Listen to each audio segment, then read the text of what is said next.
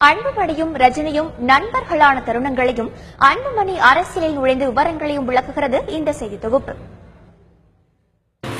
கடந்த சட்டமன்ற தேர்தலின் போது 2 திராவிட கட்சிகளை திரும்பி பார்க்க வைத்து தமிழகத்தின் பார்வையை தன் பக்கம் திருப்பியவர் அன்புமணி.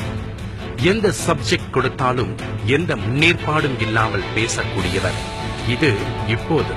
ஆனால் சிறுவயது அன்புமணி கூச்ச சுபாவம் உள்ளவர். படிப்பிலும் விளையாட்டிலும் படு சுட்டி. அவ்வளவாக யாருடனும் பழகாதவர். உறவினர்கள் வீட்டுக்கு வந்தால் கூட ஒதுங்கியிருக்கும் அன்புமணி இன்று பரபரப்பான தலைவர்களில் ஒருவர். 48 வயதாகும் அன்புமணி பிறந்தது பாண்டிச்சேரியில். பள்ளி பருவத்தில் அவரது அப்பா டாக்டர் ராமதாஸ் பரபரப்பான மருத்துவர். அதையும் தாண்டி அப்போதுதான் பிற்படுத்தப்பட்டவர்களை ஒன்றிணைக்க தமிழகம் முழுவதும் சுற்றுப்பயணம் மேற்கொண்டு வன்னியர் சங்கத்தை கட்டமைத்துக் கொண்டிருந்தார். அப்பாவின் அரவணைப்பு அன்புமணிக்கு பள்ளி பருவத்தில் அவ்வளவாக கிடைக்கவில்லை. அன்புமணியை முழுக்க கவனித்துக் கொண்டவர் தாய் சரஸ்வதிதான். 10ஆம் வகுப்பு வரை ஏற்காட்டில் உள்ள மான்ஃபோர்ட் பள்ளியில் படித்த அன்புமணி +2க்கு திண்டிவனம் வந்தார். அங்குள்ள சென்ட் ஆன்ஸ் மேல்நிலை பள்ளியில் +2 முடித்தார். +2 தேர்வில் விழுப்புரம் மாவட்டத்தில் அன்புமணிதான் முதல் ரேங்க். அப்பாவுக்கு தன்னுடைய திண்டிவனம் மருத்துவமனையை மகன் பார்த்துக் கொள்ள வேண்டும் என்ற கனவு. சென்னை மருத்துவக் கல்லூரியில் அன்புமணிக்கு சீட் கிடைத்து படித்தார். மருத்துவ படிப்பிலும் அந்த கல்லூரி பேராசிரியர்களின் கவனத்தை தன் பக்கம் திருப்பினார். மருத்துவக் கல்லூரியில் படித்துக் கொண்டிருந்த போதுதான் அன்புமணிக்கு கல்யாணம். தமிழக காங்கிரஸ் கட்சியின் முன்னாள் தலைவர் கிருஷ்ணசாமியின் மகள் சௌமியாவை அன்புமணிக்கு நிச்சயம் செய்தார்கள். அப்போது சௌமியா சென்னை ஸ்டெல்லா மேரிஸ் கல்லூரியில் படித்துக் கொண்டிருந்தார். இருவர் வீட்டிலும் பெரியவர்கள் ஏற்பாடு செய்து அன்புமணிக்கும் சௌமியாவுக்கும் திருமணம் நடைபெற்றது. மருத்துவத்தில் மேற்படிப்பு படிக்க வைக்க வேண்டும் என்பது டாக்டர் ராமதாஸின் விருப்பமாக இருந்தது. ஆனால் அன்புமணி மருத்துவம் முடித்ததுமே தனது பூர்வீக கிராமமான கீழ் சிகிரியில் ஏழைகளுக்கு மருத்துவம் பார்க்க துவங்கிவிட்டார். பிறகு திண்டிவனத்தில் இருந்த தனது அப்பா மருத்துவமனையையும் பார்த்துக் கொள்ள துவங்கினார். அன்புமணி மருத்துவராக உட்கார்ந்த சமயம்தான் டாக்டர் ராமதாஸ் பாட்டாளி மக்கள் கட்சியை துவக்கினார். பிற்படுத்தப்பட்ட மக்களுக்காக அப்பா நடத்தும் போராட்டங்களில் பங்கெடுப்பேன் என சொன்ன அன்புமணி முதலில் வெளிப்படையான தேர்தல் பிரச்சாரத்தில் ஈடுபட்டது 2001ஆம் ஆண்டுதான்.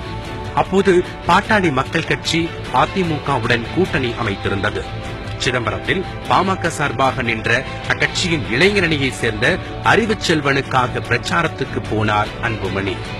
சிதம்பரம் செல்லும் வழியில் விழுப்புரத்தில் தனது சொந்த மாவட்டத்தில் பிரச்சார வாகனத்தில் இருந்தபடி அன்புமணி பேசினார். அதுதான் அவரது அரசியல் கன்னி பேச்சு. அப்போது திமுக அமைச்சராக இருந்த பொன்முடியை எதிர்த்து விழுப்புரத்தில் பிரச்சாரம் செய்தார் அன்புமணி. அதன் பிறகு டாக்டர் ராமதாஸ் துவங்கிய பசுமை தாயகம் என்ற அமைப்புக்கு தலைமை தாங்கினார்.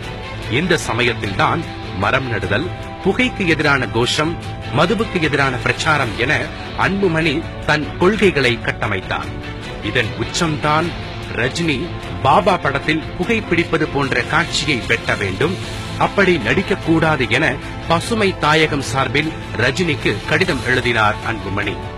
பாபா படம் ரிலீஸ் ஆன போது அந்த படத்துக்கு எதிராக பாமகவினர் கொதித்து எழ தமிழகமே கொந்தளித்தது. கடந்து போன அந்த பரபரப்பு நாளடைவில் சரியானது. பாபா படத்துக்கு ஒருத்தர் எழுத்து போராடினாங்க, நம்ம மனசு கஷ்டப்படுத்துறாங்க, கல்லணும் அப்படிங்கிறதுக்காக எதிர்ப்பு தெரிவிக்கிறோம் அப்படின்னு அதுக்காக பண்ணின வழிய வேற எதுக்காக இன்னொன்னு அவங்க சொன்ன பாயிண்ட் அவ்வளவு முக்கியமா நல்லதா இருந்தது. அதை ஒழுங்கா கரெக்டா நியாயமா சொல்லி அதுக்காகத்தான் செஞ்சேன், வேற எதுக்காக இல்லை. அப்போ உட்க சிகரெட்டு படங்களை நான் உட்க தொடவே இல்லை. இப்போது அன்புமணியும் ரஜினியும் நல்ல நண்பர்கள். தங்கள் வீட்டு கல்யாணத்துக்கு வரச் சொல்லி ரஜினி வீட்டுக்கே சென்று பத்திரிகை கொடுத்தார் அன்புமணி. ரஜினியும் தன் மகள் கல்யாணத்திற்கு வருமாறு அன்புமணியை அழைத்தார். இப்போது இருவரும் நல்ல நண்பர்கள். பாமகவினர் விரும்பியதால் 2004ஆம் வருடம் ராஜ்யசபா எம்பியாகி இந்தியாவின் சுகாதாரத்துறை அமைச்சரானார். அப்போதைய பிரதமர் மன்மோகன் ஒத்துழைப்புடன் பெரும் போராட்டத்திற்கு பிறகு சிகரெட் அட்டைகளில் புகையின் கொடூரத்தை சித்திரமாக வெளியிடச் செய்தார். அதே சமயத்தில்தான் ஒரு மருத்துவ மாநாட்டுக்காக வெளிநாட்டுக்கு சென்ற சமயத்தில் அன்புமணிக்கு உதித்ததுதான் 108 ஆம்புலன்ஸ். அவரது முயற்சிக்கு முதலில் கை கொடுத்த மாநிலம் ஆந்திரா. அப்போது அங்கே முதல்வராக இருந்த ராஜசேகர ரெட்டி ராஜீவ்காந்தி பெயரில் அரசு ஆம்புலன்ஸ் திட்டத்தை சோனியாவை கொண்டு துவக்கினார். இதுதான் பிறகு இந்தியா முழுக்க 108 ஆம்புலன்ஸாக மாறியது. ஆரம்பத்தில் அரசியல் ரீதியாக அன்புமணி மீது ஒரே ஒரு குற்றச்சாட்டு வலுவாக எழுந்தது.